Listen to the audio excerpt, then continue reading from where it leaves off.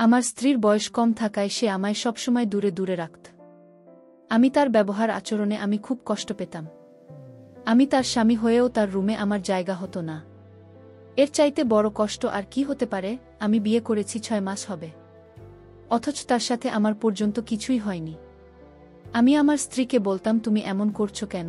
যদি আমাকে পছন্দ না হতো তাহলে আমায় বিয়ে করলে কেন? একদিন আমি অফিসের কাজে ব্যস্ত ছিলাম।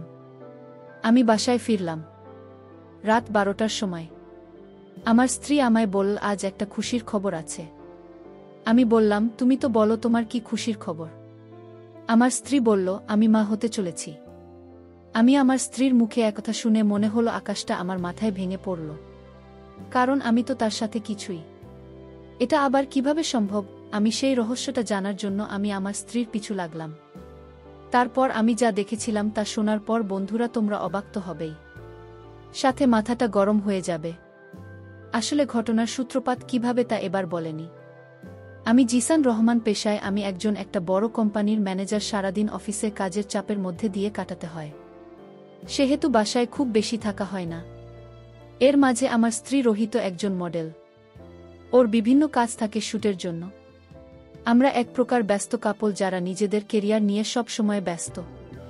রোহিতের সাথে আমার দিনে দেখা হয় মাত্র 2 বার, একবার সকালে আরেকবার রাতে। মাঝে আমাদের টুকটাক ফোনালাপ হলেও দেখা হওয়ার সুযোগ নেই। এভাবেই আমার বিবাহিত জীবনের সংসার চলে। তো এমনই এক সকালের কথা। আমি নাস্তা সেরে অফিসে চলে যাই। সারাদিন অফিসের কাজ থাকে আমার। দিনে আর ব্যাক করা হয় না বাসায়। সেক্ষেত্রে অফিসেই দুপুরের খাওয়াটা করতে হয়। মাঝে মাঝে তো অফিসে ডিনার করতে হয়। তো সেদিন অফিসে যাওয়ার পর নিত্যদিনের মতো কাজে ডুবে গেলাম। বসের কেবিন থেকে একজন এসে জানান দিল যে আজকে আমার অ্যাসিস্ট্যান্ট আজ আসেনি, এবং কেন আসেনি সে ব্যাপারেও কাউকে জানায়নি। বসের কাছে গিয়ে জানতে পারলাম বিষয়টা। বস আমাকে একগাদা শাসানি দিয়ে বলল, তোমার কি মাথায় সেন্স নাই? এতই ম্যাচিউর তুমি? আজ অফিসে একটা ইম্পর্ট্যান্ট মিটিং আছে তুমি জানোই, অথচ তোমাকে দেয়া ফাইল তুমি দিয়ে রেখেছ গাধা দীপককে, আর সে আজ অফিসে আসো না। এদিকে শাহিন সাহেবের কোম্পানির লোকজন চলে আসছে প্রায়। আজকে উনাদের সাথে যদি ডেলটা না হয় তাহলে তুমি জানো আমাদের কোম্পানি কতটা লসের মুখোমুখি হবে। আমি আমতা আমতা করে বললাম, স্যার আসলে আমাকেও ফোন করে কিছু জানায়নি যে কেন আসলো না আজ। আমি জানলে আগেভাগে নিজেই ফাইলের কাজ শেষ করে গুছিয়ে রাখতাম। বি অফ জিসান, তোমার উপর ভরসা করাটাই আমার ভুল হয়েছে। আজ যদি মিটিংটা না হয় তবে তোমার চাকরি থাকা সিওরিটি ও আমি দিতে পারছি না আগে। স্যার প্লিজ স্যার, আমাকে 1 ঘন্টা সময় দিন স্যার, আমি ওই ফাইলটা রেডি করে আনছি। প্লিজ স্যার, 1 ঘন্টা না তোমাকে টাইম দিলাম ফাইলটা রেডি করার জন্য। যতক্ষণ না শাহিন সাহেবের কোম্পানি থেকে লোক আসছে ততক্ষণ পর্যন্ত তুমি এসব গোছগাছ করো। আর যদি না পারো তাহলে তোমার উপর দিয়ে আর অফিসের উপর দিয়ে কি যাবে তা মনে রেখো, তাহলে হয়তো তোমার চাকরিটা চলে যাবে। তৎক্ষণাৎ আমি কেবিন থেকে বেরিয়ে আসলাম। দীপককে একবার কল দিলাম, তখনই রিং হতে হতে শেষ পর্যায়ে কল কেটে গেল, অথচ রিসিভ হলো না। অন্য এক সিম দিয়ে আবার ট্রাই করলাম, না তবুও কল রিসিভ হলো না। কি করব ভাবতে ভাবতে মনে করলাম যে দীপকে ফ্ল্যাটে যায়, হয়তো অসুস্থতায় পড়েছে, তাই ফোনও রিসিভ করতে পারছে না। এদিকে সময় গড়াচ্ছে যে কোনো সময় মিস্টার শাহিনের কোম্পানি থেকে অফিসাররা চলে আসতে পারে। এই ভেবেই সাথে সাথে অফিস থেকে গাড়ি নিয়ে বের হলাম। উদ্দেশ্য দীপকে ফ্ল্যাটে। গ্যারেজ থেকে গাড়ি নিয়ে সোজা চললাম ওর বাসার উদ্দেশ্যে।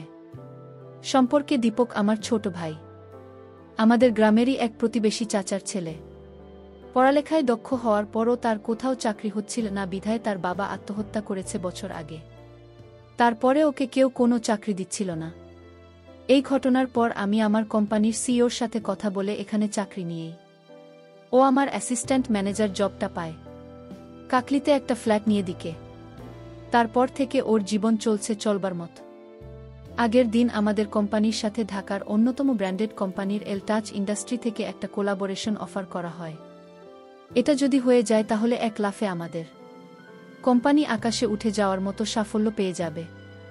রিয়াল টাচের সিইও শাহিন রহমান সাহেব জানায়, আজ তাদের কোম্পানির লোকেরা আমাদের সাথে মিটিং করতে আসবে। আমরা যে নিজেদের কোম্পানির জরুরি বা ইম্পর্ট্যান্ট কাজগুলো ফাইল করে তাদের সামনে উপস্থিত রাখি, এমনই একটা কাজ আমায় দিয়েছিলেন বস। একটা ফাইলে আমাদের কোম্পানির বেশ কিছু কাজ করে রাখার জন্য বলেছিলেন, আর আমার অধিক কাজ থাকায় সেই কাজটা দিয়েছিলাম আমার অ্যাসিস্ট্যান্ট দীপককে। ও আজ সকালেই কাজটা করে অফিসে আসার কথা থাকলেও আসেননি। তার জন্য আজ বসের সামনে অপমানিত হলাম। যাই হোক, 30 মিনিটে পৌঁছে গেলাম দীপকে ফ্ল্যাটে। ওর ফ্লোর 4 তলায় হওয়াতে লিফটে করে উঠে গেলাম। দীপকের ফ্লোরের একটা বিকল্প চাবি সবসময় আমার কাছে থাকে। কয়েকবার নক করে যখন কোনো রেসপন্স পেলাম না, তখন আমি বিকল্প চাবি বের করে দরজা খুলে ভেতরে প্রবেশ করলাম। ভেতরে আসতে একটু অবাক হলাম। দরজার সামনে এক জোড়া জুতা উল্টে আছে, যেটা একজন মেয়ে মানুষের। দীপকের ফ্ল্যাটে মেয়ের জুতা বিষয়টা মেনে নেওয়া সহজ ব্যাপার না। ওকে আমি খুব ভালো করে চিনি, কোনো মেয়েকেও ফ্ল্যাটে নিয়ে আসবে এমনটা ওর পক্ষে সম্ভব না। তাহলে মেয়েদের জুতা কেন এখানে? তার কি কোনো আপনিও এসেছে গ্রাম থেকে? কিন্তু আসলে তো সে আমাকে অন্তত বলতো। জুতাটা পা দিয়ে উল্টিয়ে দেখলাম, না, এসব জুতা গ্রামের মেয়েরা পরে না। এসব জুতা বলল ঘরের মেয়েরা পায়ে দেয়। আর আমার জানামতে কোনো হাই ক্লাস মেয়ের সাথে দীপকে ওঠা বসা নেই। তার মানে কি দীপক আসলে মেয়ে নিয়ে এসেছে? তখনও আসলে আমি ভাবিনি যে আমার জন্য এমন একটা চমক অপেক্ষা করছে। চুপচাপ দরজাটা লক করে এক এক করে রুম চেক করা শুরু করলাম। প্রথমে ড্রয়িং রুমে উকি দিলাম না, এখানে কেউ নেই। কিন্তু দুইটা জিনিস চোখে আটকালো আমার।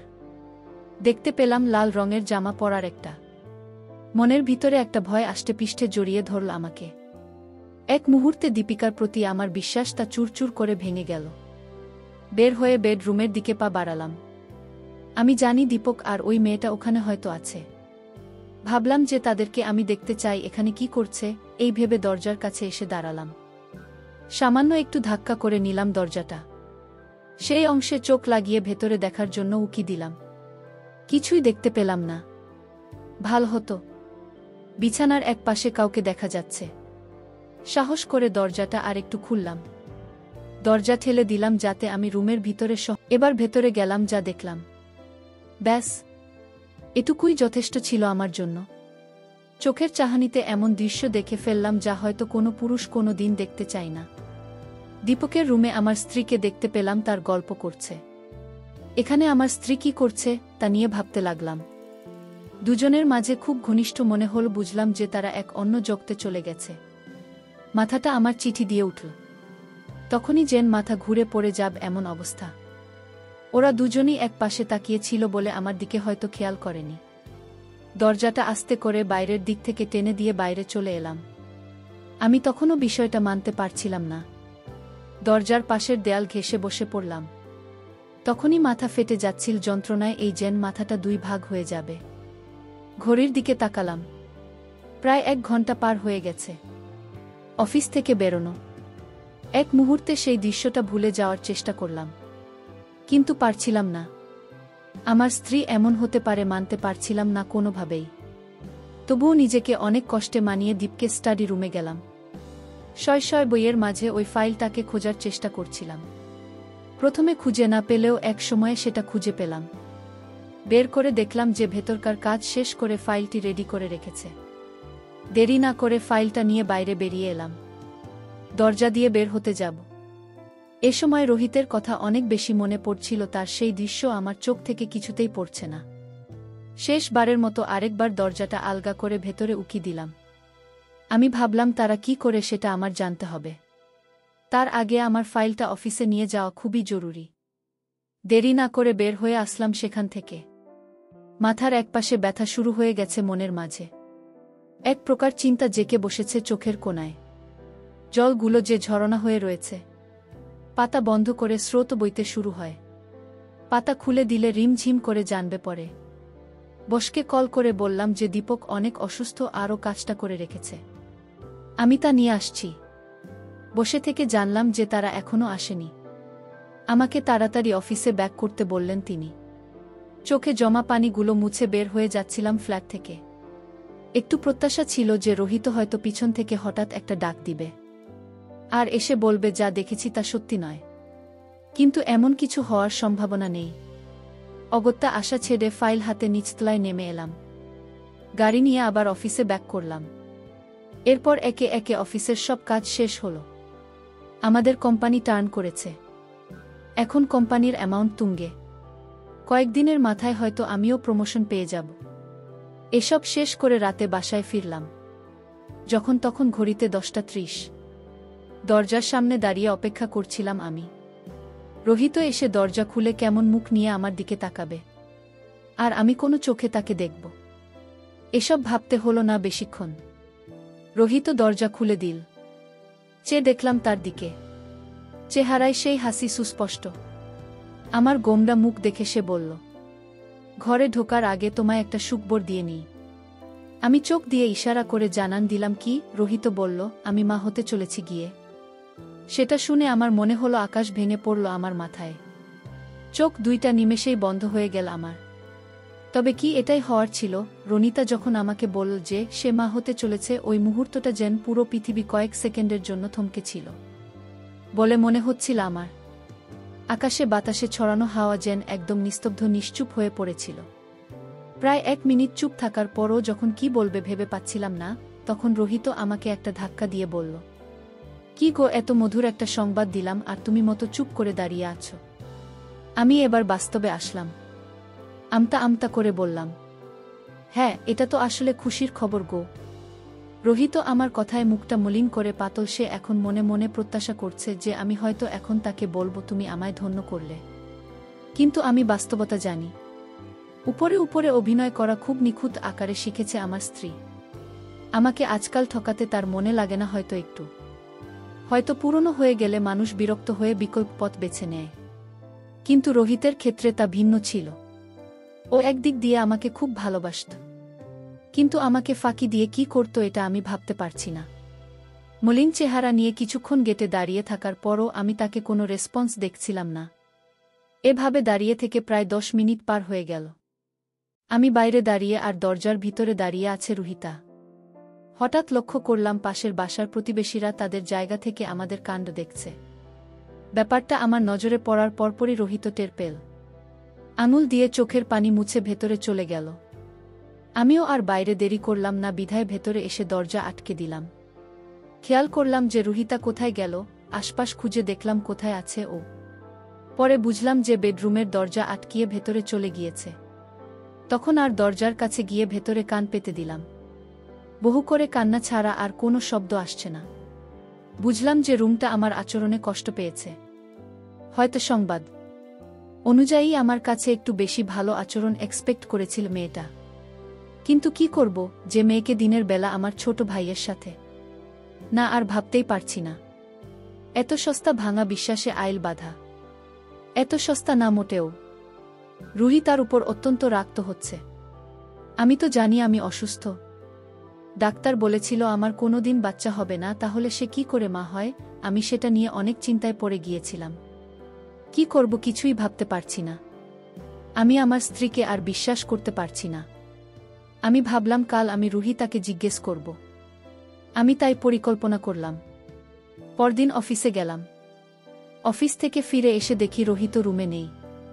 আমি তাকে চারদিকে খুঁজতে লাগলাম। আমি তাকে কোথাও খুঁজে পেলাম না। আমি ভাবলাম দেখে আসি তো আমার ছোট ভাইয়ের রুমে গেছে কিনা। আমি আমার ছোট ভাইয়ের রুমে গেলাম। তারপর দেখলাম রুম ভিতর থেকে লক করা। আমি দরজায় টোকা না দিয়ে কান পেতে শুনতেছিলাম। তারা কি বলে আমি শুনতে পেলাম। একজন কবিরাজের কথায় আমার ছোট ভাই তাকে কবিরাজের পানি পড়া দিচ্ছে। আমার স্ত্রীকে আমার ছোট ভাই নিয়ম করে খাইয়ে দেয়। এতে নাকি আমার স্ত্রী মা হবে। আমি তাদের এই কথা শুনে বুঝলাম আমার স্ত্রী কোনো পাপ করেনি। তাহলে কি আমি তাদের কথা ভুল ভেবেছিলাম? আমি দরজায় টোকা দিতেই তারা দরজা খোল আর বলল, ভাইয়া তুমি যা ভাবছ আমাকে আর ভাবিকে নিয়ে তা ভুল। কবিরাজের শর্ত ছিল যেই পানি পড়া তাকে তার স্বামীর ছোট ভাই খাওয়াতে হবে। তার স্বামী যেন দেখতে না পায়। যদি দেখে ফেলে তাহলে কোনো কাজ হবে না। পানি পর আর কোনো মূল্য থাকবে না। আজ সে কবিরাজের চিকিৎসায় সে মা হতে চলেছে ভাইয়া। আমি তাদের কথা শুনে চোখের পানি ধরে রাখতে পারিনি। কারণ আমি আমার স্ত্রীকে আমার ভাইকে সন্দেহ করছিলাম। তারা তো আমার উপকার করেছে। প্রিয় বন্ধুরা, গল্পটি ভালো লাগলে অবশ্যই কমেন্ট করে জানাবেন। আর নিয়মিত এমন আলাদা স্বাদের গল্প শুনতে ভিডিওটিতে লাইক এবং চ্যানেলটিকে সাবস্ক্রাইব করে সাথেই থাকুন। আর হ্যাঁ, নোটিফিকেশন বেলটি অল করে রাখবেন, যাতে পরবর্তী গল্প সবার প্রথমে আপনাদের কাছে পৌঁছে যায়। ধন্যবাদ বন্ধুরা। ধন্যবাদ সবাইকে।